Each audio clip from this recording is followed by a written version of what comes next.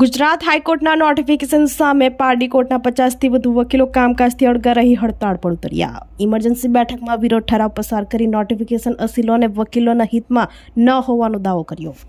Gujarat high court દ્વારા રાજ્યની તમામ ડિસ્ટ્રિક્ટ કોર્ટો માટે દસ્તાવેજોના formatting, A4 size paper, font અને માર્જિન અંગે બહાર પાડવામાં આવેલા નવા નોટિફિકેશન સામે વકીલો આકરા પાણીએ જોવા મળી રહ્યા છે।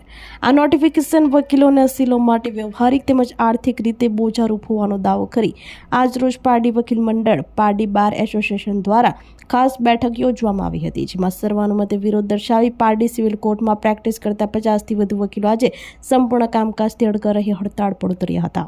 હાઈકોર્ટના નવા પરિપત્ર મુજબ તમામ પિટિશન, એફિડેવિટ, અરજીઓ અને ઓર્ડરમાં ફક્ત A4 સાઇઝ ઓછામાં ઓછું 75 GSM, બંને બાજુ પ્રિન્ટિંગ, ચોક્કસ ફોન્ટ તથા 4 સેમી સાઇડ માર્જિન ફરજિયાત કરવામાં આવ્યા છે। પારડી વકીલ મંડળના પ્રમુખ ભરતભાઈ પટેલ, સેક્રેટરી હિતેશ આર પટેલ તેમજ વકીલ મહેશ ભટ્ટ અને રોનક રાણા, ભાર્ગવ પંડ્યા, શ્વેતા રાણાની ઉપસ્થિતિમાં યોજાયેલ બેઠકમાં આકરા ઠરાવ પસાર કરાયા હતા।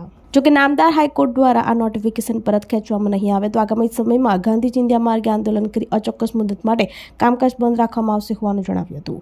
આજના વિરોધ પ્રદર્શન અને હડતાળ કારણે પારડી કોર્ટમાં કાનૂની કામકાજ ખોરવાઈ ગયું હતું। ગુજરાત હાઈકોર્ટે જે રીતે નોટિફિકેશન બહાર પાડલું છે, હિતેશભાઈ સમજાવશે, ખરેખર તે પક્ષકારોને નુકસાન, વકીલોને નુકસાન અને કોર્ટોને બી નુકસાન।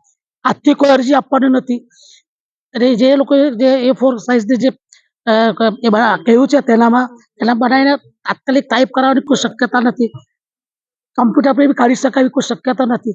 આજથી કોઈ લખેલી વસ્તુ ચાલે એવું નથી ને તે તમામ પક્ષકારોને નુકસાન, વકીલોને નુકસાન અને છેલ્લે કોર્ટને પણ નુકસાન છે, કારણ કે કોર્ટ જે માંગે છે તે વકીલોથી અપાવડ નથી।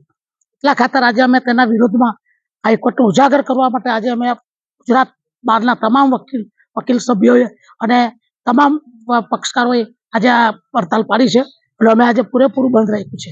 આજે ગુજરાત હાઈકોર્ટ દ્વારા જે નોટિફિકેશન જાહેર પાડવામાં છે તેના વિરોધમાં ગુજરાતના તમામ વકીલ મંડળોએ એનો વિરોધ જતાવ્યો છે। તેમાં એ વિરોધ માટે આજે પારડી વકીલ મંડળના આશરે 40થી 50 વકીલ લોકોએ એ વિરોધમાં બી સાથે સામેલ છે, ઠરાવ કર્યો છે।